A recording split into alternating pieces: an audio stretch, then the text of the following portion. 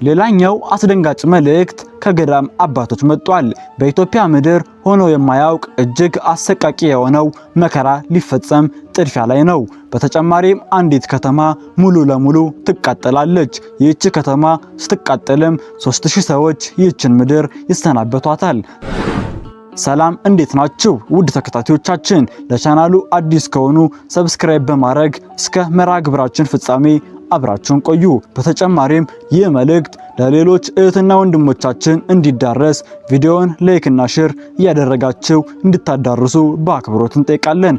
ኢትዮጵያ ለሺህ ዘመናት ስጠብቀው ወደ ነበረው ትንሳኤዋ የሚያንደረድራት ወይም የሚያደርሳት ቢሰፈር አላልቅ ያለውና መልኩን እየቀያየረ የሚጎበኛት ችግር፣ ሐዘንና መከራ መሆኑን እኚሁ አባቶች ይናገራሉ። እነዚህ መልእክተኞች ከ2012 ጀምሮ ለተከታታይ 4 ወይም 5 ዓመታት ታላቅ መከራን አገረ ኢትዮጵያ እንደምታስተናግድ የተናገሩ ሲሆን መልእክቶቹም በተነገረላቸው ጊዜ አንድም ሳይቀር ተፈጽመዋል። ቀሪዎቹ ደግሞ ሊፈጸሙ ጊዜያቸውን በመጠባበቅ ላይ ናቸው። ትውልዱ ግን ይህንን ሰምቶ ከብደቱ መለስ ከክፋቱ ቆጠብ በማለት ጥንቃቄ ከማድረግ ይልቅ በስማ በለው ብቻ የደረሰውን አጥፈውና ግደለውን እንደ ፋሽን ተከትሎት በመሄዱ በክፋት ገመድ ተጠልፎ ወድቋል። ወድቆስ መቻ በቃ። በመልእክተኞቹ ላይ መቀለድ፣ መልእክቱን የሚናገሩት ላይ አላስፈላጊ ቃላትን መወርወር፣ በጎ ነገር የሚታያቸው እንዳይደሉም አድርጎ ማሰብ፣ በመልእክቶቹ ላይም መዘባበት፣ ሰውን ማስጨነቅ የሚወዱ አድርጎ መውሰድ ደግሞ ሌላኛው ከባድና አስቸጋሪ የዚህ ትውልድ በሽታ ነው ይላሉ። የሰው ልጅን በመከራና በእንግልት መቅጣት የእግዚአብሔር ፍላጎት አድርገው የሚያስቡት ኢአማንያን እጅግ በርካታ ናቸው። ቅዱሳንና የበቁ አባቶችን ምክንያት አድርጎ እግዚአብሔር የሚነግረንን መልእክቶች ያናንቃሉ። እግዚአብሔር የሰው ልጅን ሕግና ስርዓት አበጅቶ ነው በፍቅር የሚያስተዳድረው። የሰው ልጅም ይህንን ሕግና ስርዓት ሲጥስ ይቀጣል። ሆኖም ግን የእግዚአብሔር ምሕረት ታላቅ ነውና ምሕረቱም ከመዓቱ ይበልጣልና ምንም ያክል የሰው ልጅ ይህንን ሕግ ቢጥስ ከሚመጣበት መከራና እንግልት ይተርፍ ዘንድ የተለያዩ መልእክቶች ይላኩለታል። እነዚህ መልእክቶች ለገባውና ቆም ብሎ ላስተዋለው ንስሐ እንዲገባ ምልክት ይሆኑለታል፣ ጊዜንም ይገዙለታል። በታላቁ በመጽሐፍ ቅዱስ ውስጥ ለአባታችን ኖህና ለነብዩ ዮናስ የደረሱት መልእክቶች ከዚህ ዘመን የተለዩ አይደሉም። ታዲያ በዚህ ዘመን የተነገረው መልእክት ምን ነበር ቢሉ ነብዩ ዮናስ የነነዌ ሕዝቦች ከመቅሰፍት የሚተርፉበትን ታላቅ መልእክት እንዲነግር የተላከ ነበር። የነነዌ ሕዝቦችም ከንስሐ በቀር ምንም እንዲያደርጉ የማትጠይቀውን ታላቅ መልእክት ከልባቸው በማኖር ከተናናሽ እስከ ታላላቅ በራሳቸው ላይ አመድ ነሰነሱ።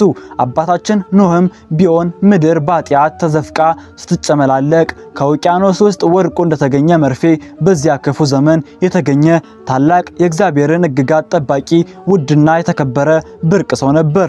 ታዲያም እግዚአብሔር ምድርን ከኃጢአቷ ብዛት በንፍርዋ እንደሚያጠፋትና ከዛ የጥፋት ውሃ ለመትረፍ የሚያስችለውን ታላቅ መርከብ እንዲሰራ ታዘዘ።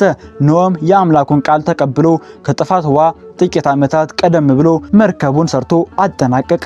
ኖህ ይህንን መርከብ ሲያነጽ ሰዎች ይዘባበቱበት ነበር። ይመጣባቸዋል በተባሉት መቅሰፍት ላይም ይቀልዱ ነበር። እንግዲህ ኢትዮጵያውያንም እየወንን እያደረግን ያለነው በኖህ ዘመን እንዳሉት ሰዎች እንጂ እንደ ነነዌ ሕዝቦች ልባችንን ወደ እግዚአብሔር መልሰንማ ለማሰብም ሆነ ለመሆን ምንም እቅድና ፍላጎት ያለን አይመስልም። ውድ ተከታታዮቻችን በዛሬው መርሃ ግብራችን መምህር ሰለሞን ተሾመ በተለያዩ የማህበራዊ ጣቢያዎች ላይ በመቅረብ ያስተላለፉትን መልእክት እነሆ። መምህሩ ከዚህ አስቀድመው ያስተላለፏቸው መልእክቶች አንዳች ሳይቀሩ እየተፈጸሙ ይመስላል። ውዲቱ ሀገር ኢትዮጵያ በተለይ ከ2012 ዓ.ም ጀምሮ የምታስተናግዳቸውን መከራዎች በተለያየ ጊዜ የተናገሩ ሲሆን ከነዚህ መልእክቶች አብዛኞቹም ተፈጽመዋል። መልእክቶቹንም የሚቀበሉት በሱባኤ በሚያሳልፉባቸው ታላላቅ ገዳማት ውስጥ ነው። መምህሩ ነብይ ወይም ሰባኪ እንዳይደሉ ደጋግመው ይናገራሉ። ኢትዮጵያም የእርስ በርስ ጦርነት ውስጥ እንደምትገባም አስቀድመው እንደተናገሩ የሚገልጹት መምህሩ ጦርነቱ በትግራይ ክልል ባሉ ባለስልጣናት ተንኳሽነት እንደሚጀምርም አክለው ተናግረው ነበር። ሆኖም ይህንን ጦርነት እግዚአብሔር ለንጹሃን ብሎ መከራውን ያሳጥረዋል ሲሉም ተናግረው እንደነበር ይታወሳል።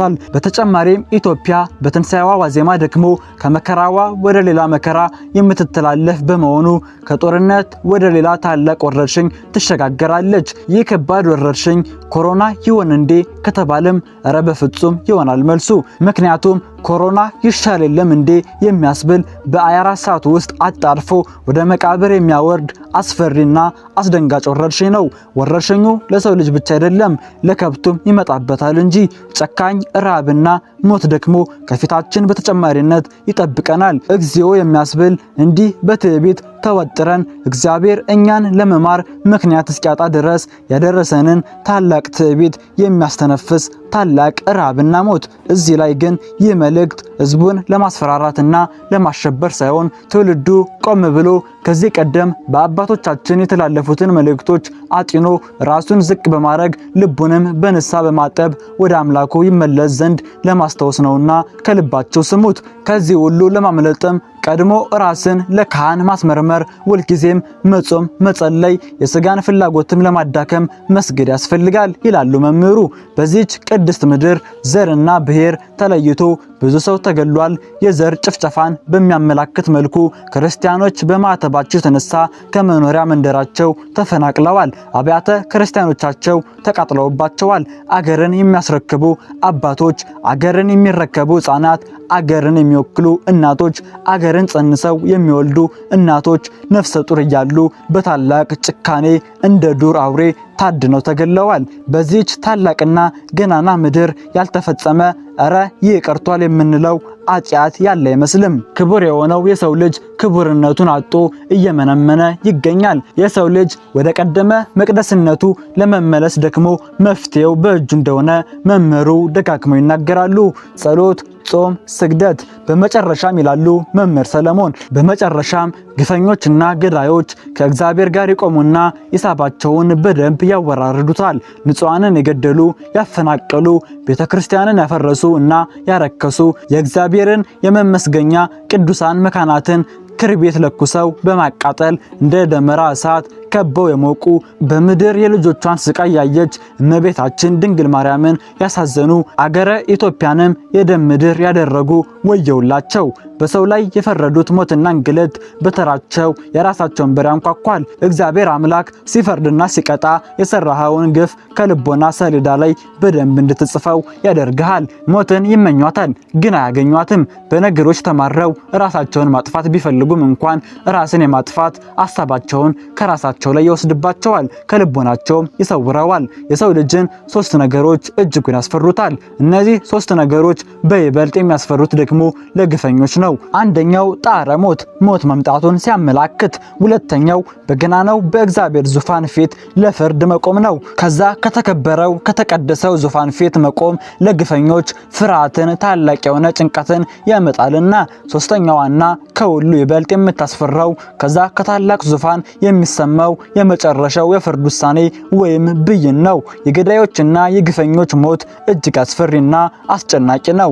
ምክንያቱም ምንም ተስፋ የሚያደርጉት ከፍርዱም ሊታደጋቸው የሚችል በጎ ነገር የላቸውምና።